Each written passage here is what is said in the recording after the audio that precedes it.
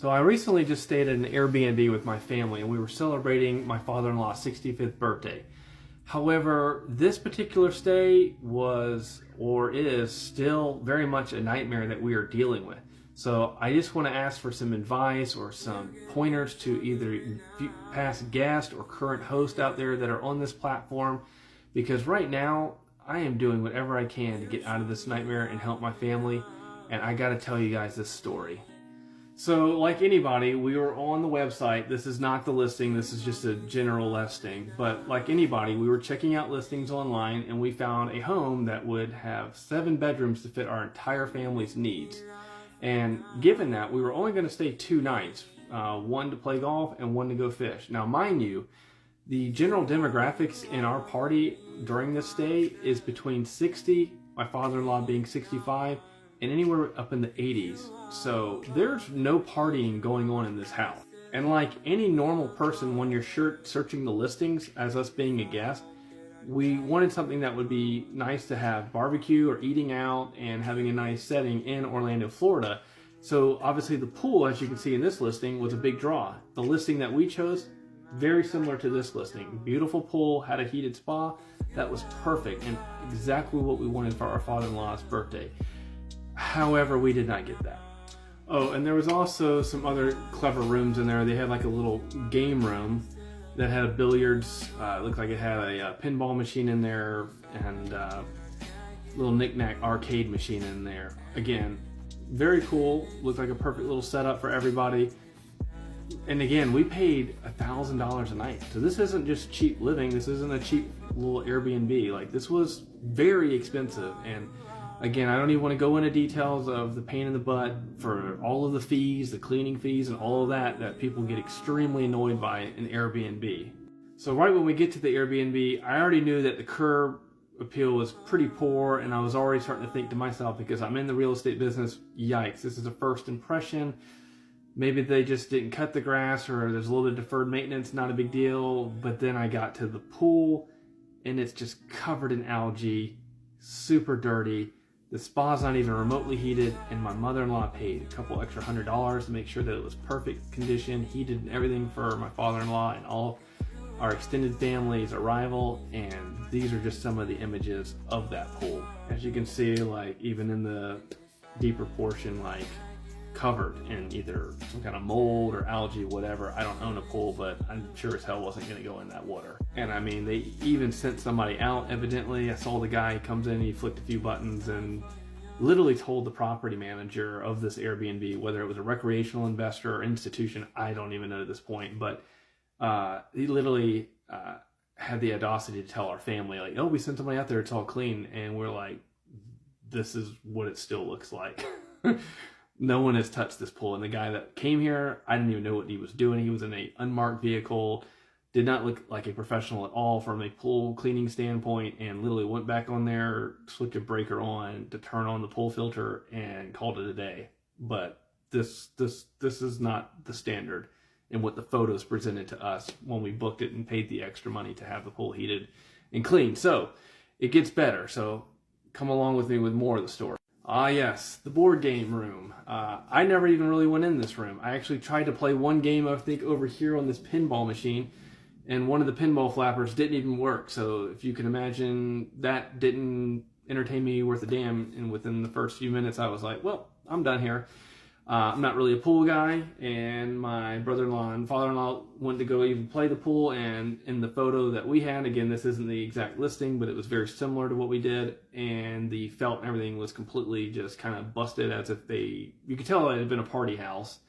But whoever had the pool stick looked like it just went straight across the billiards thing and really couldn't play because the ball would just bounce. So as you can see, there was no games of pool, and there was definitely no games of pinball. So this room was pretty much lackluster. And oh, the fathead sticker, they had a bunch of those X-Men and Star Wars people, one of which was like just completely dilapidated and falling off. It was actually a picture of an Iron Man. It looked something like this, but anyways, I remember when I first walked in there, it was just kind of like hanging down. Again, maybe a kid pulled it down or whatever. We're kind of staying outside of the Disney park, but for whatever reason, it didn't look like this. And when I got there, it was already on the ground. So I'll share why this matters in the story. So boom, we get this letter right when we check out. Did everything right. We cleaned everything. Again, everyone is very mature. Just so you know, there's lawyers, there's physicians, there's business owners. Like, there's nobody of, party standards in this house, to our defense. And so we get a letter like this as we're checking out, basically stating that we have several damages in the property, from ruining the pool table to ruining that sticker on the wall, you name it. And we evidently own the property, or owe the property manager and the property owner like $750 in damages. And I'm like, what is happening here? Like, seriously. So after getting this letter, the first thing that pops in my head as a real estate agent is, well, when you do a 12-month rental, there's always a move-in, move-out checklist. So think of it when you rent a U-Haul or get a rental car. You do a 180 or a 360 around the car, look everything top to bottom, and even when you're a new tenant, you move in, you do a complete checklist and send it back to the landlord. Well, in my experience in Airbnb, like, no one prompts you to go walk through the house and look for every single piece of damage in the house before you take occupancy. I mean, Lord have mercy. Like, you don't do that in a hotel. And most latent defects, meaning like a freaking sticker on the wall. There's so many Disney stickers from Mickey Mouse to Star Wars all along this house. I can't possibly know what looks correct and what not. So my point of this is, where is the line in the sand here for Airbnb with host and guest? I mean, it seems to be crazy. Like, you're supposed to go through a 3,200 square foot home and check it from top to bottom, from angle stops to plumbing, electrical to pool. Like, am I responsible for even the roof tiles now at this point? Like, this gets to a point where it gets ridiculous. And I understand if there was ownership of us doing damage, but to just get a letter out of nowhere and just be like, oh, you did it, when you can clearly see that it was a property manager derelict of duty from previous days, that there was parties here or something of that nature, and just pinning it on us. And most likely it's probably when we called for the pool to be maintenance and the owner's like, what's going on? And that property manager's like, oh God, I got to get involved in this a little more. I don't know what that looks like. I'm just making assumptions now in my head, but it's frustrating because you get a letter like this and you've done nothing wrong besides pay buku dollars to stay at what you thought was a good stay. And this again reinforces why people are starting to get fed up and tired of VRBO and Airbnb. And at a hotel, I just don't feel like you'd have to deal with any of this nonsense. Personally, having to clean everything, take out the trash, put linens away, like all of this crap. You don't do any of this in a hotel. But yeah, in Airbnb, you got to pay all the fees and all this. And then when you get a letter like this saying, oh, you damaged stuff, man, this puts salt to the wound. Like, I just don't even know if I ever want to stay at it. And we're still fighting this. So my question to everybody out there in the universe of Airbnb, how would you guys handle this situation? Again, we didn't do any damages. There was no move-in, move-out checklist. We can't check everything from top to bottom. So how would you have done this as a guest? If you're a host, likewise, why would you just, oh, you did it, so it's like going to court and having to prove your innocence. It's like, isn't it innocence till you're proven guilty? I feel like it's just, you're guilty and you got to prove your innocence to a platform. This is just, and it's crazy. So it's locking up a deposit for 12 full days on something that we didn't even do.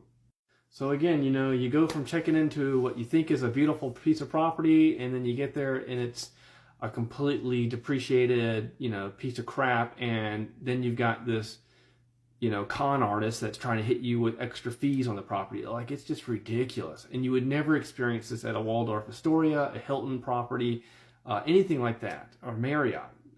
So I just don't know if I'd ever want to stay in an Airbnb from this experience. I know this is a one-off and the sample size is very small here, but man, I'm curious, guys. What would you do in our situation? We're fighting it. We're refuting the damages because we didn't do it, So if you're a guest, what would you do? If you're a host, how do you do this situation? So please let us know. I'm very curious to know. And I'll probably do a follow-up and see what ends up happening as a result of this whole experience.